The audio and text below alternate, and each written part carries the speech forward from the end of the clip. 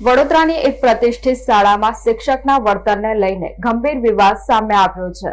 શહેરના સિદ્ધના તળાવ રોડ પર આવેલી લિટલ ફ્લાવર સ્કૂલમાં શિક્ષકનો જન્મદિવસ હોવાથી એક વિદ્યાર્થીએ તેમને હેપી બર્થડે કહ્યું હતું। આ સામાન્ય શુભેચ્છા બાદ શિક્ષક ઉશ્કેરાઈ ગયા હતા અને વિદ્યાર્થીને વર્ગખંડની બહાર લઈ જઈ તેને લાફા ઝીકી દીધા હતા। આ ઘટનામાં વિદ્યાર્થીને ઈજા પહોંચતા તેને સારવાર માટે ખસેડવામાં આવ્યો છે।